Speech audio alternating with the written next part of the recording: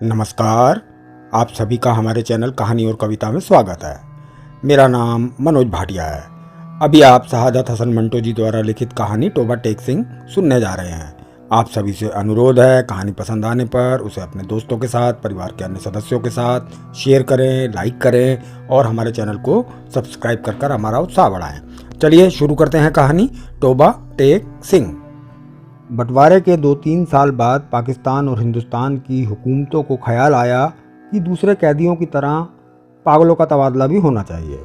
यानी जो मुसलमान पागल हिंदुस्तान के पागल खानों में हैं उन्हें पाकिस्तान पहुंचा दिया जाए और जो हिंदू और सिख पाकिस्तान के पागल खानों में हैं उन्हें हिंदुस्तान के हवाले कर दिया जाए। मालूम नहीं ये बात ठीक थी या गलत। बहरहाल दानिशमंदों के फैसले के मुताबिक इधर उधर ऊंची सतह की कॉन्फ्रेंस हुई और आखिर एक दिन पागलों के तबादले के लिए तय हो गया। अच्छी तरह छानबीन की गई। वो मुसलमान पागल जिनके रिश्तेदार हिंदुस्तान ही में थे वहीं रहने दिए गए थे, जो बाकी थे उनको सरहद पर रवाना कर दिया गया। यहाँ पाकिस्तान में चूंकि करीब करीब तमाम हिंदू सिख जा चुके थे, इसलिए किसी को रखने का सवाल ही नहीं पैदा होता था। जितने हिंदू सिख पागल थे सबके सब पुलिस की हिफाजत में बॉर्डर पर पहुंचा दिए गए। उधर का मालूम नहीं, लेकिन इधर लाहौर के पागल खाने में जब इस तबादले की खबर पहुंची तो बड़ी दिलचस्प चर्चाएं होने लगी। एक मुसलमान पागल जो 12 बरस से हर रोज बाकायदगी के साथ जमींदार पढ़ता था, उससे जब उसके एक दोस्त ने पूछा, मौलवी साहब ये पाकिस्तान क्या होता है, तो उसने बड़े गौर व फिक्र के बाद जवाब दिया, हिंदुस्तान में एक ऐसी जगह है जहां उस्तरे बनते हैं। ये जवाब सुनकर उसका दोस्त संतुष्ट हो गया। इसी तरह एक सिख पागल ने दूसरे सिख पागल से पूछा, सरदार जी हमें हिंदुस्तान क्यों भेजा जा रहा है, हमें तो वहाँ की बोली नहीं आती। दूसरा मुस्कुराया, मुझे तो हिंदुस्तोड़ों की बोली आती है, हिंदुस्तानी बड़े शैतानी अक्कड़ बक्कड़ फिरते हैं। एक दिन नहाते नहाते एक मुसलमान पागल ने पाकिस्तान जिंदाबाद का नारा इस जोर से बुलंद किया कि फर्श पर फिसल कर गिरा और बेहोश हो गया। बहुत से पागल ऐसे भी थे जो पागल नहीं थे। उनमें से ज़्यादातर संख्या ऐसे कातिलों की थी जिनके रिश्तेदारों ने अफसरों को दे दिलाकर पागल खाने भिजवा दिया था कि फांसी के फंदे से बच जाए। ये कुछ समझते थे कि हिंदुस्तान क्यों बना है और ये पाकिस्तान क्या है, लेकिन सही वाक़यात से वो भी बेखबर थे। अखबारों से कुछ पता नहीं चलता था और पहरेदार सिपाही अनपढ़ और जाहिल थे। उनकी गुफ्तगुओं से भी वो कोई नतीजा बरामद नहीं कर सकते थे। उनको सिर्फ इतना मालूम था कि एक आदमी मोहम्मद अली जिन्ना है, जिसको कायदे आज़म कहते हैं। उसने मुसलमानों के लिए एक अलहदा मुल्क बनाया है जिसका नाम पाकिस्तान है। ये कहाँ है, किस जगह स्थित है, इसके बारे में वे कुछ नहीं जानते थे। यही वजह है कि पागल खाने में वो सब पागल जिनका दिमाग पूरी तरह से ख़राब नहीं हुआ था समझ नहीं पा रहे थे कि वो पाकिस्तान में हैं या हिंदुस्तान में। अगर हिंदुस्तान में है तो पाकिस्तान कहाँ है, अगर वो पाकिस्तान में है तो ये कैसे हो सकता है कि कुछ अर्सा पहले यहीं रहते हुए भी हिंदुस्तान में थे। एक पागल तो पाकिस्तान और हिंदुस्तान और पाकिस्तान के चक्कर में कुछ ऐसा गिरफ्तार हुआ कि और ज़्यादा पागल हो गया। झाड़ू देते एक दिन दरख्त पर चढ़ गया और टहनी पर बैठकर 2 घंटे लगातार भाषण देता रहा, जो पाकिस्तान और हिंदुस्तान के नाजुक मसलों पर भाषण था। सिपाहियों ने उसे नीचे उतरने को कहा तो वह और ऊपर चढ़ गया। डराया धमकाया तो उसने कहा, मैं हिंदुस्तान में रहना चाहता हूँ ना पाकिस्तान में, मैं इस दरख्त पर ही रहूँगा। बड़ी मुश्किलों के बाद जब उसका दौरा सर्द पड़ा तो वो नीचे उतरा और अपने हिंदू सिख दोस्तों से गले मिल मिलकर रोने लगा। इस ख्याल से उसका दिल भर आया था कि वह उसे छोड़कर हिंदुस्तान चले जाएंगे।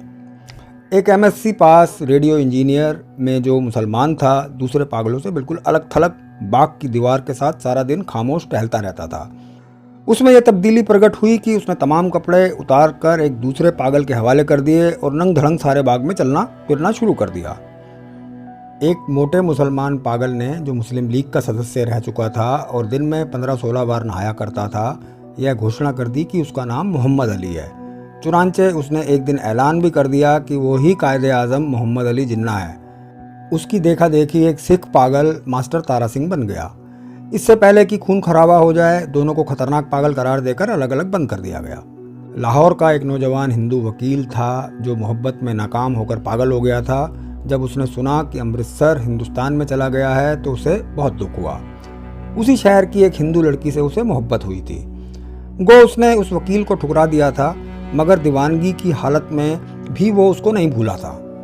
चुनांचे वो उन तमाम हिंदू और मुस्लिम लीडरों को गाली दिया करता था जिन्होंने मिल मिलाकर हिंदुस्तान के 2 टुकड़े कर दिए। उसकी महबूबा हिंदुस्तानी बन गई और वो पाकिस्तानी। जब तबादले की बात शुरू हुई तो वकील को कई पागलों ने समझाया कि वो दिल बुरा ना करे, उसको हिंदुस्तान भेज दिया जाएगा, उस हिंदुस्तान में जहां उसकी महबूबा रहती है। मगर वो लाहौर छोड़ना नहीं चाहता था, इसलिए कि उसका ख्याल था कि अमृतसर में उसकी प्रैक्टिस नहीं चलेगी। यूरोपियन वार्ड में एंग्लो इंडियन पागल थे।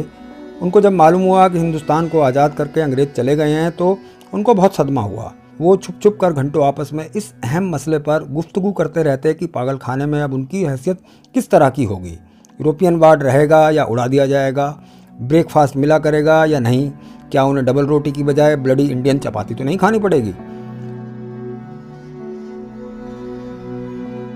एक सिख था जिसको पागल खाने में दाखिल हुए 15 बरस हो चुके थे। हर वक्त उसकी ज़बान से ये अजीबोगरीब अल्फाज सुनने में आते थे, ओपड़ दी गुड़गुड़ दी, एनेक्स दी, बेध्याना दी, मंग दी दाल दी, उफ दी लालटेन। वो दिन रात जागता रहता था। पहरेदारों का यह कहना था कि 15 बरस के लंबे अरसे में वो एक पल के लिए भी नहीं सोया, लेटा भी नहीं। अलबत्ता कभी कभी किसी दीवार के साथ टेक लगा लेता था।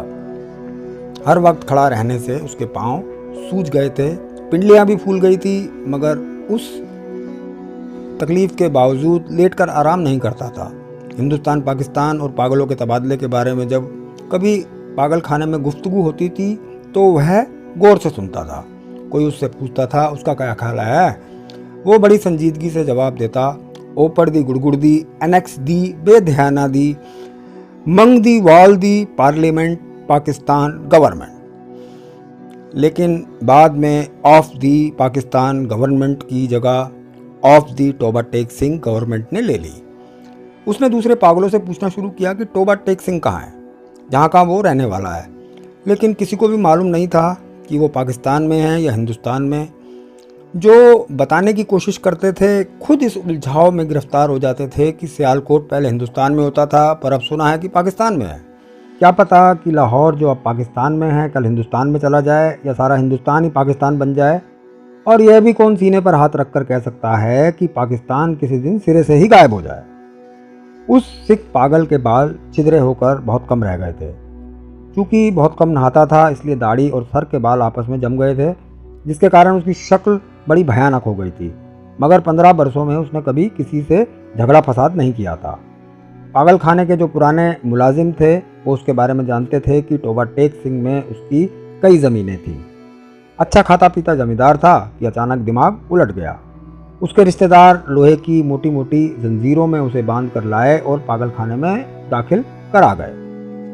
महीने में एक बार मुलाकात के लिए ये लोग आते थे और उसकी खैर खैरियत दरियाफ्त करके चले जाते थे। एक मुद्दत तक यह सिलसिला जारी रहा, पर जब पाकिस्तान हिंदुस्तान की गड़बड़ शुरू हुई तो उनका आना बंद हो गया।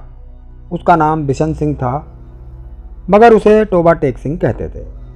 उसको यह बिल्कुल मालूम नहीं था कि कौन सा दिन चल रहा है, महीना कौन सा है, या कितने साल बीत चुके हैं। लेकिन हर महीने जब उसके रिश्तेदार उससे मिलने के लिए आते तो उसे अपने आप पता चल जाता था। चुनांचे वो सबको बताता, कहता कि उसकी मुलाकात आ रही है। उस दिन वो अच्छी तरह नहाता, बदन पर खूब साबुन घिसता और सर में तेल लगाकर कंघा करता। अपने कपड़े जो वो कभी इस्तेमाल नहीं करता था निकलवा कर पहनता और यूँ सजकर मिलने वालों के पास जाता। वो उससे कुछ पूछते तो वो खामोश रहता था, या कभी कभार बोलता, ऊपर दी गुड़गुड़ दी, एनेक्स दी, बेध्याना दी, मंग दी वॉल ऑफ दी लॉल्टेन। उसकी एक लड़की थी जो हर महीने एक एक उंगली बढ़ती बढ़ती 15 वर्षों में जवान हो गई थी। बिशन सिंह उसको पहचानता ही नहीं था। वो बच्ची थी तब भी अपने बाप को देखकर रोती थी, जवान हुई तब भी उसकी आंखों से आंसू बहते थे। पाकिस्तान और हिंदुस्तान का किस्सा शुरू हुआ तो उसने दूसरे पागलों से पूछना शुरू किया कि टोबा टेक सिंह कहाँ हैं। जब किसी के जवाब से वो संतुष्ट ना हुआ तो उसकी कुरेद दिन पे दिन बढ़ती गई। अब मुलाकात भी नहीं आती थी। पहले तो उसे अपने आप पता चल जाता था कि मिलने वाले आ रहे हैं, पर अब जैसे उसके दिल की आवाज़ भी बंद हो गई थी जो उसे उनकी आमद की खबर दे दिया करती थी। उसकी बड़ी ख्वाहिश थी कि वो लोग आएँ जो उससे हमदर्दी का इजहार करते थे और उसके लिए फल, मिठाइयाँ और कपड़े लाते थे। वो अगर उनसे पूछता कि टोबा टेक सिंह कहाँ हैं, तो वो उसे यकीनन बता देते कि पाकिस्तान में हैं या हिंदुस्तान में, क्योंकि उसका ख्याल था कि वो टोबा टेक सिंह ही से आते हैं जहाँ उसकी ज़मीनें हैं। पागल खाने में एक पागल ऐसा भी था जो खुद को खुदा कहता था। उससे जब एक रोज़ बिशन सिंह ने पूछा टोबा टेक सिंह पाकिस्तान में है या हिंदुस्तान में, तो उसने अपनी आदत के अनुसार कह कहा लगाया और कहा वो पाकिस्तान में है ना हिंदुस्तान में, इसलिए कि हमने अभी तक हुक्म ही नहीं दिया। बिशन सिंह ने उस खुदा से कई मरतबा मिन्नत समाजत की कि वो हुक्म दे दे ताकि झंझट ख़त्म हो जाए, मगर वो बहुत मसरूफ़ था, इसलिए कि उसे और बेशुमार हुक्म देने थे।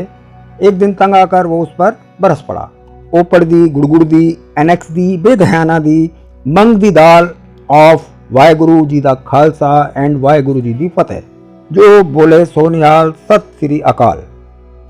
उसका शायद यह मतलब था कि तुम मुसलमानों के खुदा हो, सिखों के खुदा होते तो ज़रूर मेरी सुनते। तबादले से कुछ दिन पहले टोबा टेक सिंह से एक मुसलमान जो उसका दोस्त था मुलाकात के लिए आया। पहले वो कभी नहीं आया था। जब बिशन सिंह ने उसे देखा तो एक तरफ हट गया और वापस जाने लगा, मगर सिपाहियों ने उसे रोका। ये तुमसे ही मिलने आया है, तुम्हारा दोस्त फजलदीन है। बिशन सिंह ने फजलदीन को एक नज़र देखा और कुछ बड़बड़ाने लगा। फजलदीन ने आगे बढ़कर उसके कंधे पर हाथ रखा। मैं बहुत दिनों से सोच रहा था कि तुमसे मिलूं, लेकिन फुर्सत ही ना मिली। तुम्हारे सब आदमी खैरियत से हिंदुस्तान चले गए।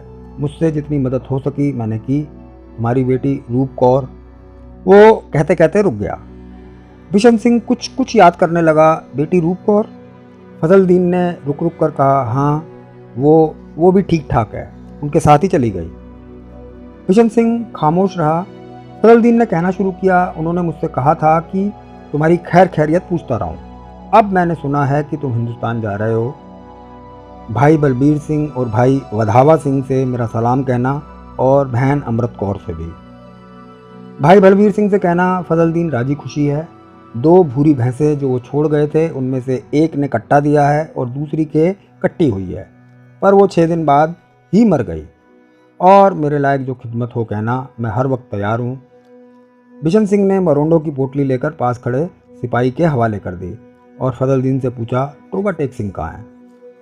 फजलदीन ने थोड़ी हैरत से कहा, कहाँ है? वहीं है जहाँ था। बिशन सिंह ने फिर पूछा, पाकिस्तान में है या हिंदुस्तान में? हिंदुस्तान में। नहीं, पाकिस्तान में। फजलदीन बौखला सा गया। बिशन सिंह बड़बड़ाता हुआ चला गया। ओपड़ दी, गुड़गुड़ दी, एनेक्स दी, बेदहयाना दी, मंग दी दाल of Pakistan and Hindustan of दुर फुटे मुंह। तबादले की तैयारियां मुकम्मल हो चुकी थी। इधर से उधर और उधर से इधर आने वाले पागलों की फहरिस्त पहुंच गई थी और तबादले का दिन भी मुकर्रर हो चुका था। सख्त सर्दियां थीं जब लाहौर के पागल खाने से हिंदू सिख पागलों से भरी हुई लारियां पुलिस के एक दस्ते के साथ रवाना हुईं। वाघा के बॉर्डर पर दोनों तरफ के अफसर एक दूसरे से मिले और ज़रूरी कार्रवाई खत्म होने के बाद तबादला शुरू हो गया, जो रात भर जारी रहा। पागलों को लारियों से निकालना और उनके दूसरे अफसरों के हवाले करना बड़ा कठिन काम था। कुछ तो बाहर निकलते ही नहीं थे। जो निकलने पर रजामंद हुए थे उनको संभालना मुश्किल हो जाता, क्योंकि इधर उधर भाग उठते थे। जो नंगे थे उनको कपड़े पहनाए जाते तो वे कपड़े फाड़ देते और तन से जुदा कर देते। कोई गालियाँ बक रहा था, कोई गा रहा था, आपस में लड़ झगड़ रहे थे, रो रहे थे, बिलक रहे थे। कान पड़ी आवाज़ सुनाई नहीं देती थी। पागल औरतों का शोर शराबा अलग था और सर्दी इतने कड़ाके की थी कि दांत से दांत बज रहे थे। ज़्यादातर पागल इस तबादले के हक में नहीं थे, इसलिए कि उनकी समझ में नहीं आता था कि उन्हें अपनी जगह से उखाड़ कर यहाँ फेंका जा रहा है। वो चंद जो कुछ सोच समझ सकते थे, पाकिस्तान जिंदाबाद और पाकिस्तान मुर्दाबाद के नारे लगा रहे थे। 2-3 मरतबा फसाद होते होते बचा, क्योंकि कुछ मुसलमानों और सिखों को यह नारा सुनकर तैश आ गया था। जब बिशन सिंह की बारी आई और वाघा के उस पार का अफसर उसका नाम रजिस्टर में दर्ज करने लगा, तो उसने उससे पूछा, टोबा टेक सिंह कहाँ है, पाकिस्तान में या हिंदुस्तान में? वह अफसर हंसते हुए बोला, पाकिस्तान में। यह सुनकर बिशन सिंह उछलकर एक तरफ हटा और दौड़कर अपने बचे हुए साथियों के पास पहुंच गया। पाकिस्तानी सिपाहियों ने उसे पकड़ लिया और दूसरी तरफ ले जाने लगे, मगर उसने चलने से इनकार कर दिया। टोबा टेक सिंह यहाँ हैं, और ज़ोर ज़ोर से चिल्लाने लगा, ओपड़ दी, गुड़गुड़ दी, एनेक्स दी, बेदहयाना दी, मंग द दाल ऑफ टोबा टेक सिंह एंड पाकिस्तान। उसे बहुत समझाया गया कि देखो अब टोबा टेक सिंह हिंदुस्तान में चला गया है, अगर नहीं गया तो उसे फ़ौरन वहाँ भेज दिया जाएगा। मगर वो ना माना। जब उसको ज़बरदस्ती दूसरी तरफ ले जाने की कोशिश की गई तो वो दरमियान में एक जगह इस अंदाज में अपनी सूजी हुई टांगों पर खड़ा हो गया जैसे अब कोई ताकत उसे वहाँ से नहीं हिला सकेगी। आदमी चूँकि कमज़ोर था इसलिए उससे ज़्यादा ज़बरदस्ती ना की गई, उसको वहीं खड़े रहने दिया गया और तबादले का बाकी काम होता रहा। काली अंधेरी रात में सर्द हवाओं से बिशन सिंह का शरीर कांप रहा था। अचानक वह ज़मीन पर गिर पड़ा और उसके हलक से एक गगनभेदी चीख निकली। इधर उधर से कई अफसर दौड़े आए और देखा कि वो आदमी जो 15 बरस तक दिन रात अपनी टांगों पर खड़ा रहा था, औंधे मुंह लेटा था। उधर कटीले तारों के पीछे हिंदुस्तान था, इधर वैसे ही तारों के पीछे पाकिस्तान। दरमियान में ज़मीन के उस टुकड़े पर जिसका कोई नाम नहीं था, टोबा टेक सिंह पड़ा था।